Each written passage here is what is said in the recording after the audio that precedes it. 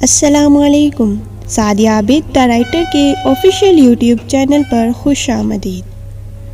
آپ سن رہے ہیں سعدیہ عابد کا مشہور افسانہ کالی دال. کڑکتی دھوپ میں بنا منزل کا تعین کیے وہ ناک کی سیر میں چلا جا رہا تھا. وہ نہ جانے کہاں سے کہاں چلا جاتا.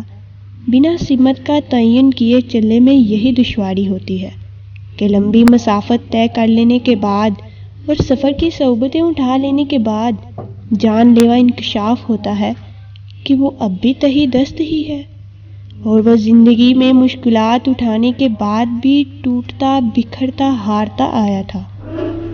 مگر آج کی شکست ایسی تھی کہ وجود زندہ و قائم تھا، جینے کا احساس اور روح مردہ ہو گئے تھے.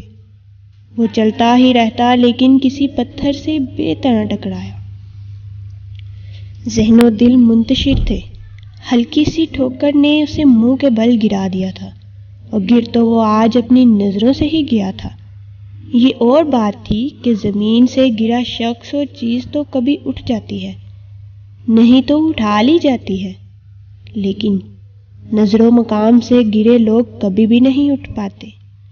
وہ اپنے شکستہ وجود کے ساتھ اٹھ گیا تھا. اس کے ماتھے اور ہونٹ سے ہی نہیں، گھٹنوں پر سے بھی خون بہہ رہا تھا. اس نے نظریں اپنے اطراف میں دوڑائی تھی. پکی سڑک تھی اور دائیں طرف دکانیں بنی ہوئی تھی اور بائیں طرف مکانات اور ایک مسجد تھی. وہ جس مکان کی انداز و غائب دماغی سے وہاں انجان جگہ تک پہنچا تھا، اسی مکان کی انداز میں وہ مسجد کی جانب بڑھ گیا تھا. کوئی طاقت اسے اپنی طرف کھینچ رہی تھی. وضو خانہ میں جا کر اس نے وضو کیا اور اللہ اکبر کہہ کر نماز کی نیت باندھ لی. اسے وقت کا اندازہ نہ تھا، اس نے ظہر کی نماز کے لیے نیت باندھی تھی، جبکہ عشاء کی اذان ہوئے بھی تقریباً 4 گھنٹے گزر گئے تھے. وہ سجدے میں گرا تو سر نہیں اٹھا پا رہا تھا. وہ ہچکیوں سے رونے لگا تھا. اس کا وجود بری طرح لرز رہا تھا. وہ نماز میں سجدے میں کیا پڑھتے ہیں یکسر بھول گیا تھا. ہچکیوں کے درمیان اللہ اللہ پکار رہا تھا. مسجد کی بلائی عمارت میں امام صاحب کا گھر بنا ہوا تھا.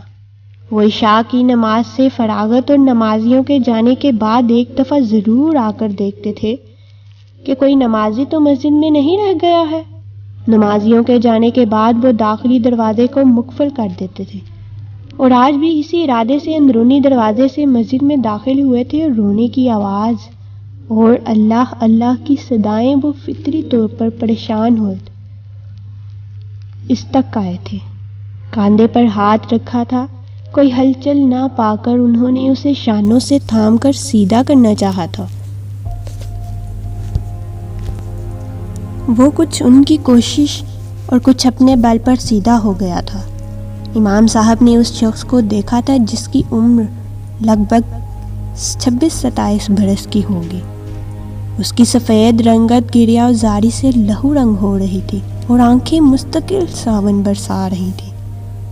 انہوں نے مسجد کی امامت اور دیکھ بھال کے دوران ایسے کتنے ہی لوگ دیکھے تھے جو راہ سے بھٹکے ہوئے تھے، اور ہر راہ سے بھٹک جانے والے کی آخری منزل یہی مقام ہوتا ہے کہ انسان اپنے اصل اور حقیقت سے ساری زندگی بھاگتا رہتا ہے، کبوتر کی طرح آنکھیں بند کیے نگاہ سچائی و حق سے چراتا رہتا ہے.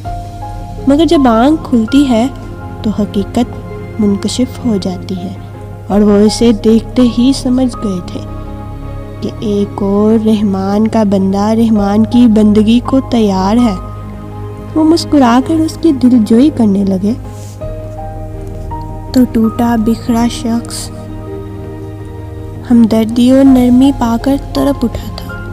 اس کے ماضی کے ابراق پھڑ پھڑانے لگے تھے اور ان کی ذرا سی نرمی پر جو کھلتے چلے گئے تھے، ایک پرانی داستان نئے طریقے سے دہرانے کو تھی. مجھے نہیں کھانی یہ بے رنگ دال. وہ نہ صرف چیخا بلکہ اس نے اسٹیل کی پلیٹ میں تیرتی پتلی دال کو کینہ توز نگاہوں سے گھورتے ہوئے اٹھا کر پھینک دیا تھا.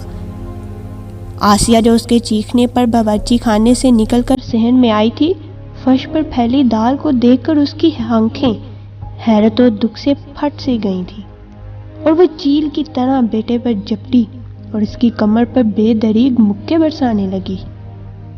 4 سالہ ایمن اور 5 سالہ امان جو روٹی ہاتھ میں لیے بیٹھے تھے، بڑے بھائی کی کارروائی پر حسرت سے زمین پر پھیلی دال کو دیکھ رہے تھے۔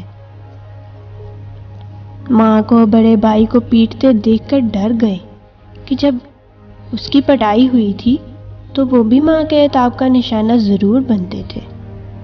یہ کیا کر دیا ایمان اللہ تو نے؟ یہی ایک پلیٹ دال میں نے کیا کیا جتن کر کے بنائی تھی۔ آسیہ بیٹے کو پیٹنے کے بعد افسوس سے بولتی، باقاعدہ روتی، حسرت سے اس دال کو تو کبھی اپنے سامنے کھڑے روٹی ہاتھ میں لیے دونوں بچوں کو دیکھنے لگتی تھی۔ اماں ساری زندگی تمہاری جتن کرتے گزر گئی، مگر تم ایک وقت کی روٹی بھی نہ ہمیں کھلا پائی۔ یہ روز روز کالی تو پیلی دال کھا کر میں اوب چکا ہوں۔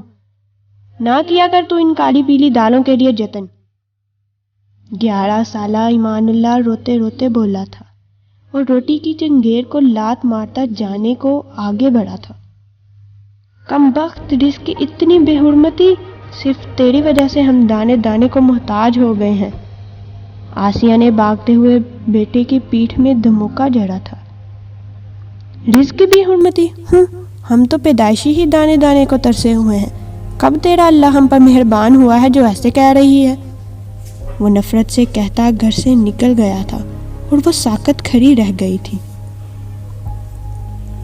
ایمان اللہ کافی عرصے سے بدتمیزی کرنے لگا تھا، مگر جو آج اس نے کیا اور کہا وہ دہل گئی تھی۔ وہ سیدھی سادی عورت جس نے غریب مزدور کے گھر جنم لیا، بچپن سے جوانی تک غربت کی چکی پیستی رہی۔ 5 بہن بھائیوں میں اس کا پہلا نمبر تھا، اور ماں کی دیکھا دیکھی اس میں اتنا احسار آ گیا تھا کہ وہ اپنے حلق کا نوالہ اپنے چھوٹے بہن بھائیوں کے حلق میں اتار دیتی تھی۔ جب تک ماں زندہ رہی وہ بھوکی نہ سوئی تھی، مگر ماں کے بعد وہ گھر والوں کے لیے ماں کی طرح نہ کھا کر کھانے کا ڈرامہ کرنا سیکھ گئی تھی۔ اسے بچپن ہی سے پڑھ لکھ کر استانی بننے کا شوق تھا۔ 5 جماعتیں جیسے تیسے اس نے پڑھی تھیں، مگر ماں دمہ کی مریضہ بنی تو ماں کی خدمت اور گھر کو سنبھالنے کے لیے اس نے اسکول کو خیر باد کہہ دیا۔ سریا نے اسے قرآن پڑھنا سکھا دیا تھا۔ زندگی سے خوش نہیں تو وہ مطمئن ضرور تھی کہ اس کا شمار صابرین میں ہوتا ہے۔ 16 برس کی ہوئی تو باپ نے اس کی شادی 28 سالہ منصور سے کر دی، جو سبزی فروش تھا۔ منصور کی ایک بہن تھی جو شادی شدہ تھی۔ باپ مر گیا تھا اور ماں سخت مزاج اور بد زبان۔ اس نے آسیہ کا جب تک زندہ رہی جینا حرام کیے رکھا۔ ساس کی سخت گیر طبیعت نے اسے ایمان اللہ پر توجہ دینے کا کم ہی موقع دیا تھا کہ وہ تھا بھی دادی کا لاڈلا، ماں سے زیادہ دادی کے پاس ہی رہتا تھا۔ اس کی ساس نے پوتے پوتیوں پر قبضہ کیا ہوا تھا، جیسے اس سے آسیہ کا کوئی تعلق ہی نہ ہو۔ ساس جب فوت ہوئی اس کا بڑا بیٹا 6 سال کا ہو گیا تھا اور ذہنی و قلبی طور پر ماں سے دور بھی۔ منصور سبزی کا ٹھیلا لگاتا تھا، اچھی گزر بسر ہو جاتی تھی۔ وہ تیسری بار تخلیق کے عمل سے گزر رہی تھی کہ اس کے سر کا سائیں، محبت اور عزت نچھاور کرنے والا اس کا شوہر بم دھماکے میں جاں بحق ہو گیا تھا۔ اس کی تو دنیا ہی اندھیر ہو گئی تھی۔ عدت اس نے منصور کے گھر میں ہی گزاری۔ اس کی چھوٹی بہن اور بھائی وہاں آ گئے تھے۔ اس کے تو اپنے اور بچوں کے کھانے کے لالے پڑے تھے۔